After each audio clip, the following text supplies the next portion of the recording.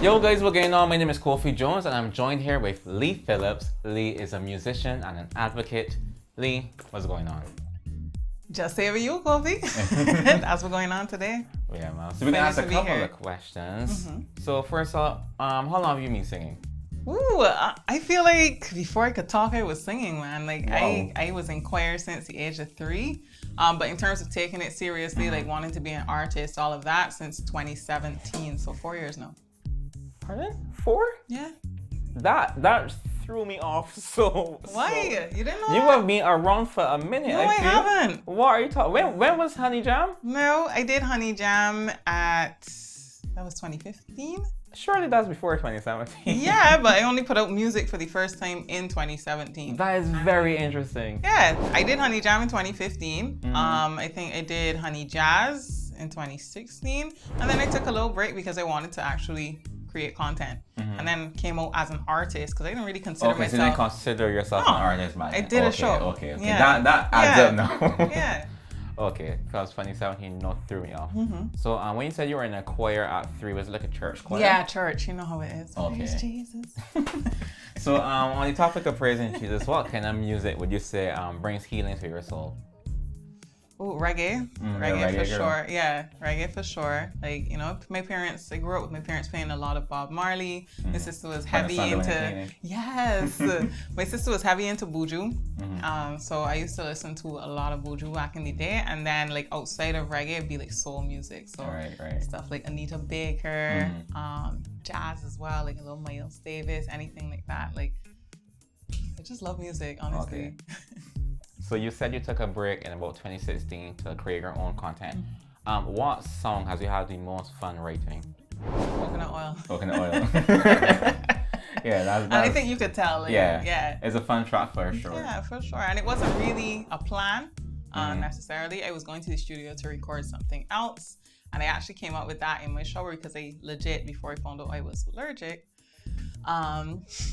loved coconut oil. Wait. Hang on. Are you allergic to coconut oil? The song Bruh. is about you using coconut oil. Because I was using coconut oil. It's not a lie. It's not cap. I was using coconut oil at the time. Had no idea I was having these bad breakouts. Now you gotta make shea butter. Oil. Yeah, now I'm a shea butter baby. So now I gotta make a song or something. Shea butter. Yeah. That is honestly very interesting. So, okay, with all of these influences out there, what do you do to make yourself authentic? Like, how do you stand up for the crowd? I think my tone is pretty unique, especially in Barbados. Like, there's a lot of jazz in it, but I like Caribbean style music, so the reggae, dance hall, like anything like that. So I try to just blend whatever feels right to me and not really like think about, okay, well, this is the box and this is how Mariah would have done it, or this is how these keys would have done it. Like, no, I just... So you just made your own formula? Yeah, I just do my own thing. Your own thing. Yeah. That's cool. On that topic though, who are your local influences? Alison Hinds is a big one. You see I'm blushing here, right? I love that woman. I love Alison Hinds. Mahalia, I think one of the first like stages outside of church that I performed on was at an open mic for Mahalia's Corner. So she's a big influence for me as well. And Chian.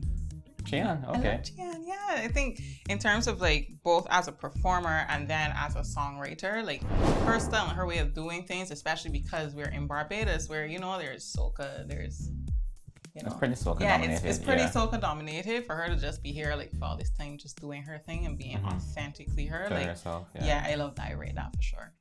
Okay. What would you say scares you the most on this journey you're on?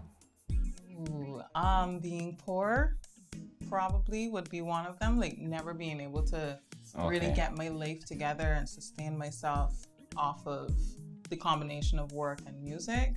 And also probably just like giving up on it eventually just because it becomes too hard. We're all in Barbados. We know right now prices for everything is going up. It's difficult to like keep finding the money and the backative to just like keep going. So I think that's one of my biggest fears, like being forced to stop or feeling that way. On the topic of that though, have you ever like been pushed to that limit as yet? Like you ever felt like you've had enough? Honestly, during this pandemic, I've had like thoughts about it. Like, what's the point of it all at this point? Because you can't really perform anywhere. I mean, I've been pretty lucky. Like, I have performed over the past 2 years of this madness. Must be nice. Thanks. So I have had opportunities to perform and what's not, but during those times when it's just like when we were on complete lockdown in 2020 and stuff, like I lost my job for like 6 months. It was rough, and yeah, I questioned everything at that point. Like, yeah, but honestly, I'm glad you stuck through though. No, you know what it is? I was explaining it to somebody yesterday actually. I think that's the difference between like a job and a passion. Like, I can't imagine not doing music. And even if I said I would be done with it, I'm sure that I would find myself humming in the shower, thinking about like, okay, well, I would have said this in a lyric. Like, I can't live without it. So what do you do, right? Yeah.